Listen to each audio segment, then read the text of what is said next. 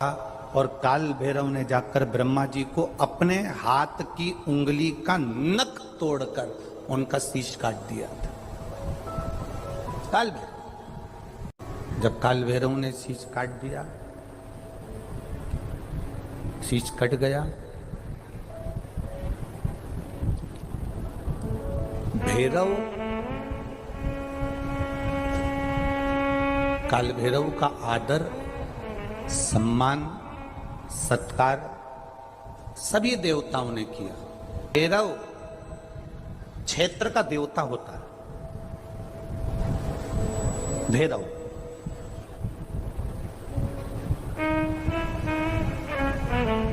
64 तरह के भैरव होते हैं। कितने तरह के?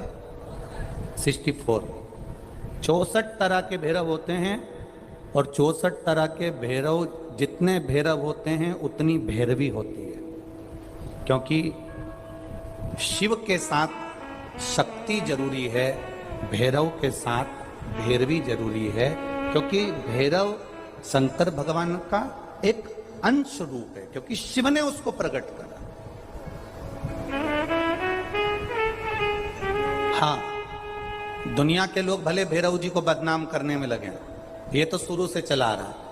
भैरव जी को कोई बीड़ी पिला देता है, कोई सिगरेट पिला देता है, कोई कह देता है कि भैरव बाबा को तो बीड़ी दे दो, भैरव बाबा को तो सिगरेट दे दो। ये ढोंग और प्रपंच मेरे शंकर की कथा में नहीं है।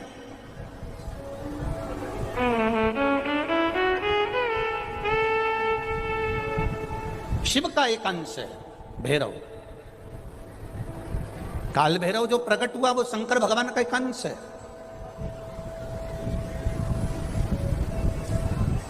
काल भैरव जो प्रकट हुए वो शिव का एक अंश रूप है। और काल भैरव जब प्रकट हुए, सारे देवताओं ने उनका आदर करा, इंद्र ने उनका सम्मान करा, इंद्र उनकी सेवा में लगे, वायुदेव, गरुण देव, वरुण देव, जितने भी देवता हैं सब ने उनका आदर करा। अब आदर करते करते करते करते माता लक्ष्मी जी ने भी काल भैरव को निमंत्रण दिया। जरा सुनिएगा, बहुत सुंदर कथा है पुष्कर राज की। इस कथा को अपनी जिंदगी में उतारना जरूर। काल भैरव का निमंत्रण माता लक्ष्मी जी ने दिया, और माता लक्ष्मी जी ने काल भैरव को निमंत्रण दिया कि काल भैरव आप बैकुंठ में पधारो और बैकुंठ की भूमि को आप पधार कर आनंदित करिए। तो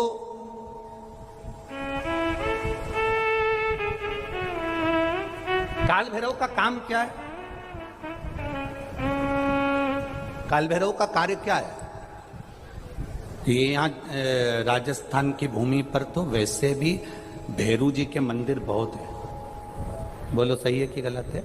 और पूरी दुनिया में जितनी भी, पूरी भारत की भूमि पर दुनिया के लोग कहीं पर भी लें, कहीं पर भी रहें, पर भैरू पूजने के लिए हमारे राजस्थान में आते जरूर हैं। भले वो कभी भी आए, पर राजस्थान में आकर भैरू पूज कर जाते ही। भैरव का काम क्या है? शंकर भगवान ने क्या केवल एक ब्रह्मा जी का सिर काटने के लिए काल भैरव को प्रकट करा? केवल एक कार्य के लिए ब्रह्मा जी ने, भगवान शिव जी ने काल भैरव को प्रकट करा? केवल एक काम के लिए? नहीं, मेरा भोलेनाथ एक कार्य के लिए काल भैरव को कभी प्रकट नहीं कर सकता, क्योंकि मेरे भोलेनाथ ने जब जब जो काम किया है वो संपूर्ण ब्रह्मांड के कल्याण के लिए किया है। इसलिए ब्रह्मा के सिर काटने के लिए, अकेले केवल ब्रह्मा का सिर काटने के लिए भगवान काल भैरव को प्रकट नहीं कर सकते। तब काल भैरव के प्रकट होने का कारण क्या है? भैरव के प्रकट होने का कारण क्या है? भैरू जी के प्रकट होने का कारण क्या है? भैरव प्रकट क्यों हुए हैं? तो शंकर भगवान जब काल भैरव जब नारायण के यहाँ बैकुंठ में गए और भगवान बैकुंठ में जब पहुंचे तो लक्ष्मी जी ने भगवान नारायण से पूछा, प्रभु मेरे मन के संशय को मिटाइए, ये भैरव प्रकट क्यों हुए हैं? केवल ब्रह्मा का सिर काटने के लिए लीन हो जाते हैं। तब काल भैरव का दायित्व बढ़ जाता है, भैरव का दायित्व बढ़ जाता है।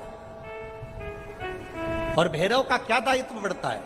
तो सुनो, लक्ष्मी, भैरव का दायित्व यह बढ़ जाता है कि जो शंकर के शिवालय में पहुंचता है जो शंकर के शिवालय में पांव रखता है, जो शंकर के शिवालय में अंदर पहुंचकर शिवालय में अपना चरण रखते रखते रखते रखते देहली से जब अंदर जाता है और शिवालय में शंकर भगवान के शिवलिंग की आराधना करता है, जल चढ़ाता है, शमी पत्र चढ़ाता है, बेल पत्र चढ़ाता है, कमल पुष्प चढ़ाता है, भगवान की श्रृंगार कर कर चंदन अबीर गंध से जो पूजन करता है भगवान की जब वो अंदर प्रवेश करता है तो भैरव का दायित्व ये हो जाता है कि उसके दुख को भैरव उसी समय पर भक्षण कर लेता है और उसको सुख देकर भेज देता है। ये भैरव का।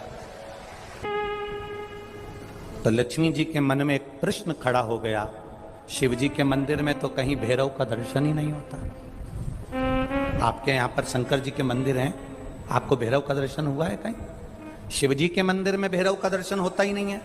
तो फिर शंकर भगवान के मंदिर में जब भैरव का दर्शन नहीं होता, शंकर भगवान के मंदिर में जब भैरव दिखता नहीं है, तो हमारे दुख का भक्षण, हमारे दुख को कैसे वो खा जाता है, हमारे दुख को कैसे वो समाप्त कर देता है। फिर वो भैरव हमें दिखता तो है ही नहीं, आखिर फिर वो भैरव गया था, वो भैरव किस जगह पर है? भगवान नारायण ने लक्ष्मी से कहा, सुनो लक्ष्मी, भगवान शंकर के दरवाजे के दो द्वारपाल हैं, मणिभद्र वीरभद्र। दरवाजे के, भगवान शंकर के दरवाजे के दो द्वारपाल हैं। और सुनो लक्ष्मी, वो दो द्वारपाल भगवान शंकर के दरवाजे के हैं। भैरव को शंकर भगवान ने अपनी ऊपर की चौखट का मध्य भाग काल भैरव को दिया है। जिस समय भक्त भगवान को एक लोटा जल चढ़ाने के लिए मंदिर में गर्भगृह में प्रवेश करता है, जिस समय एक लोटा जल चढ़ाने के लिए भक्त शंकर का ओघड़ी का भक्त जब मंदिर के अंदर शिवालय में प्रवेश करता है, तो वो चौखट की जो छाया होती है वो भक्त के सिर पर पड़ती है। जब वो जल लेकर अंदर प्रवेश करता है, उसके जीवन में जो दुख होता है वो काल भैरव ऊपर की ऊपर खींच लेता है और उसको भक्त कर जाता है। ये